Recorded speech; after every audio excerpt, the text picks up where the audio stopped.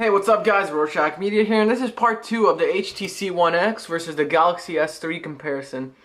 Here we're going to look at things like browsing, battery life, texting, and things like that. So, without further ado, let's get started. So first we're going to take a look at web browsing. They're both connected to the same exact Wi-Fi. Personally, because this one is LTE, this one is HSPA Plus on T-Mobile. So different overall utility, and not to mention I do not have signal here with the AT&T, so it wouldn't be a fair comparison. Let's take a look at web browsing. Let me just close all tabs. Oh, let me just make sure everything else is closed just to give you guys, okay? So the same thing here. And we're doing it with the stock Samsung browser versus the stock HTC browser. Just make sure everything's closed here. And see, right here, I forgot to mention this, the multitasking is heavily customized by HTC. Okay, so let's compare these two. So first, let's take a look at overall how they look on Samsung stock web browser. You got the blue thing on top, you got tabs, you got the share button. Hitting this you can also open up a new window, add bookmark, share page, set up brightness, offline reading, desktop viewing, everything from there. Of course, tabs go like this. You can do incognito tab. Then on HTC's, on top you got it kind of in the, depending on what theme you have. Down here you can do add to, bookmark, comes up every now and then. Quick access to tabs. Then on the menu you got things like home, which you don't have on many other browsers, so you can set Google as your home page. You got bookmarks, history, save, downloads, view desktop site, and enable flash player. So it still does have flash. I'll turn off flash just so it's a fair comparison, because it is turned off on both. Okay. So, first thing, let's take a look at yahoo.com. So I'm going to type that in right here. Yahoo. Let me type it in right here. Yeah. So they're both going to take us to yahoo.com. Let me just make sure this one is set for desktop view always, okay? So Yahoo, okay. So 3, 2, 1, oh. 3, 2, 1, go. Okay. And this one loaded the mobile site, even though I put it to view desktop site, okay? So that's kind of annoying. This one does do it. But as you can see, both are relatively fast. Let's try going on the same website. I guess let's turn off view desktop site and just go to mobile. So let's go to, I guess, Engadget. Check out Engadget.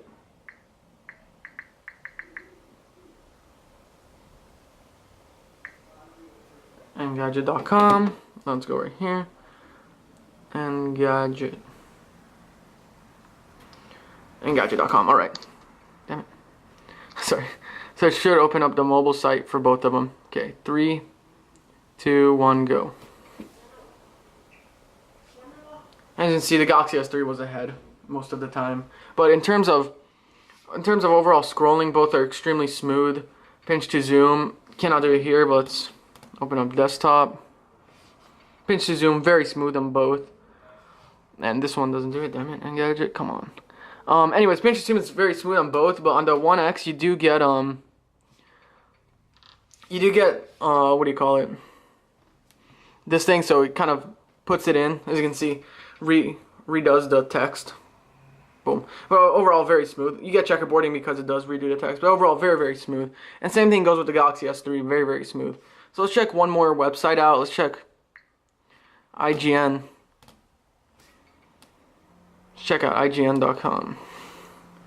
Another great website, so IGN.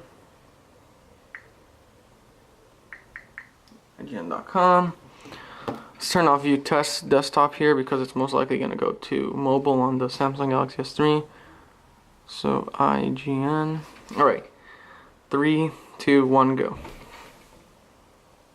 And right here, the One X one. So as you can see, they're both fair. Oh, but this one loaded desktop when I did not want it to. Alright, because it did that. I did that, alright. Take it back. But overall, as you can see, both web browsers are extremely smooth. You won't have a problem with either one. Both are just very, very smooth. Easy to look at on those 4.8 inch and 4.7 inch displays. And you won't have a problem with either one. overall, this is a tie right here. Just overall, both great experiences. Now, let's take a look at text messaging. Just real quickly make sure there's nothing here. Pose. Alright. See that one here too. And compose. Alright. So you can see they got different styles, how they look. Samsung goes more for that black with darker colors, while HTC goes more for the white. And depending on your theme, how it looks up there.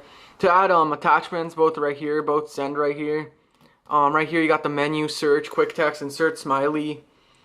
Insert smiley. So you got the same exact style. Now keyboards, Android, you can switch them however you want. HTC Sense, you can do Swift key, Jelly Bean, whatever. But we're gonna compare the stock ones, and this is not the stock one. Samsung keyboard.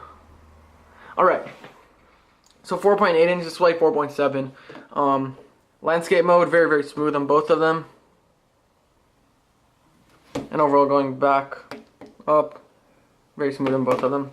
Now, texting, this is the Ice Cream Sandwich keyboard, so the one on the Jelly Bean is even better. But overall, I am not a huge fan of the Samsung keyboard. I tried using it, but I just cannot get into it. I'm going to type in, today is a great day. Great day to go outside and play. Overall, I'm not a huge fan. See, I got some misspells. Autocorrect for some reason did not fix them, but I'm not a huge fan of it. Of course, you could type landscape. Of course, you got swipe also. Russia, but you got swipe. On HTC's keyboard, on the other hand, is one that I could use very good actually. So I can type in. Let's do. Today is a great day to go outside and play. As you can see, 0 mistakes, and I was typing very fast too. And of course, you got also here. Overall, I find the HTC One X keyboard to be better, especially with the Jelly Bean update. But magic of Android, you can use whatever keyboard you want. So, awesome things about Android like that. Now, let's run Quadrant Standard on both of them. So this is running Jelly Bean, so let's open it really quick. Quadrant Standard, alright. Quadrant Standard. Alright, so we'll run them both. Full benchmark. Okay, so while they're running, I'll talk about the battery life.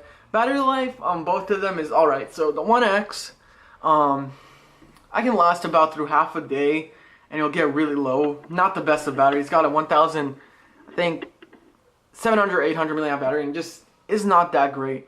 With heavy use, it dies within half a day. With moderate use, it'll be on very low by the end of the day.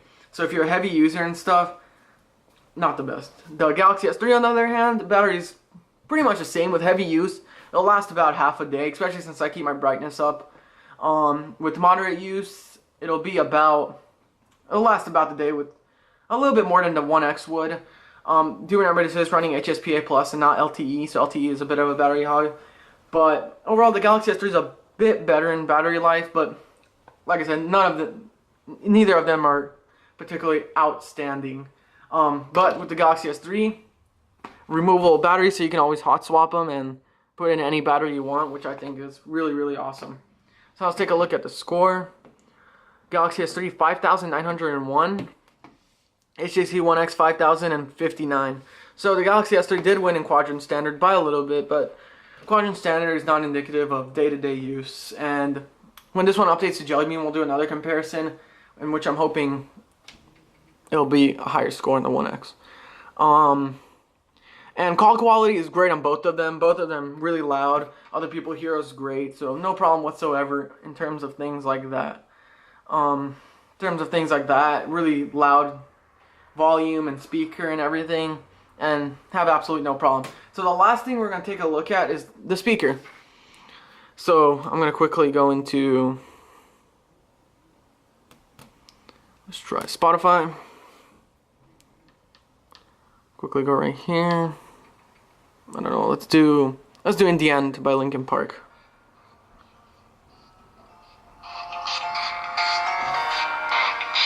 Putting it down does not muffle it. Watch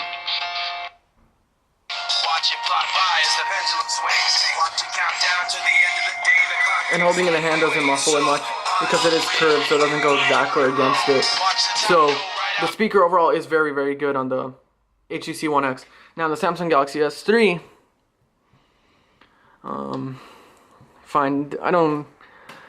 I haven't used this Galaxy S3 in day-to-day use for quite some time, so it's kind of